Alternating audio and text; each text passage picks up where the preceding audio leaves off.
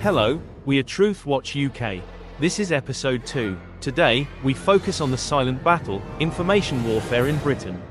How does the Chinese Communist Party's influence reach our daily lives? Case 1. A young man in London. We met a British man in his 20s. Just for showing sympathy to Falun Gong online, his email, bank, and social accounts were hacked. He told us, "This proves the CCP's persecution is real. This is intimidation, not to prosecute, but to silence. This is transnational repression." Case 2. Hong Kong as a warning. In 2015, Alibaba bought Hong Kong's most influential English-language newspaper South China Morning Post for $200 million. Founded in 1903, the South China Morning Post, or SCMP, had long been seen as the window through which the world understood China. Jack Ma promised editorial independence. But reality was different.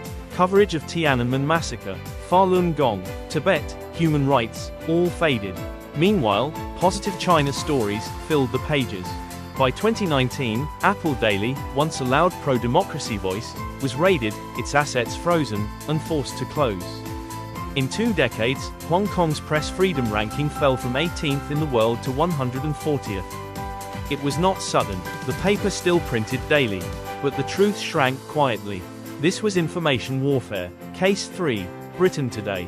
Now the same pattern is here.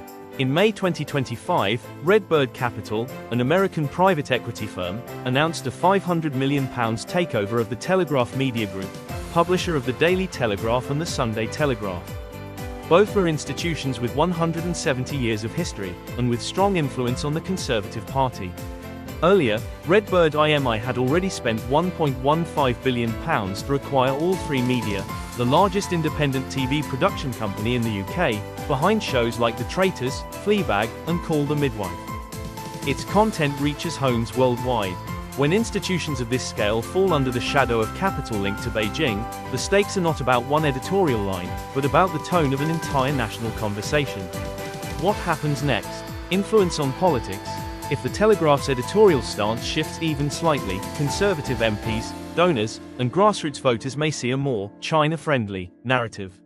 Silence on human rights. Topics like Xinjiang, Hong Kong, Falun Gong, Chinese Christians and Tibetans or transnational repression may appear less and less. Not because they are banned, but because they are no longer chosen for coverage. Industry-wide chilling effect.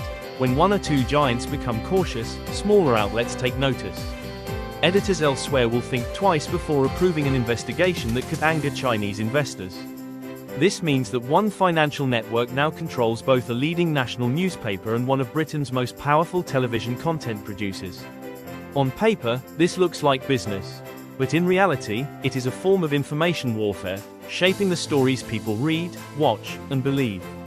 What people read in print, watch in documentaries, and even binge in dramas, could all be quietly aligned with investor interests. The Telegraph is not just any newspaper. It is 170 years old. It shapes conservative debate.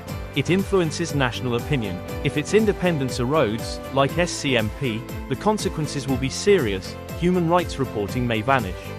CCP interference stories may fade. The range of voices will narrow. This is not just business. It is information warfare. The chilling effect. The impact goes further. We met British people who knew the cause was good. They understood organ harvesting in China is wrong. But they still refused to sign petitions. Why? They said, "My boss is Chinese. If I sign, I may lose my job." Others say, "I travel to China for work.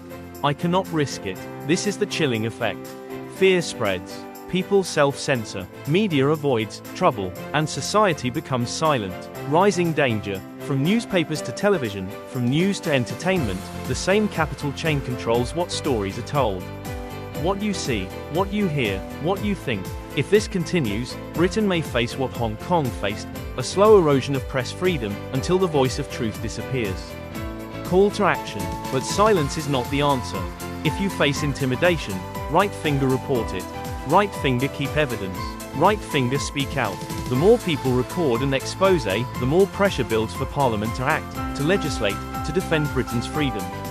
The goal of information warfare is fear and silence. But when truth is spoken, righteous energy rises. And society awakens. Right finger please share, like, and comment. Your voice matters.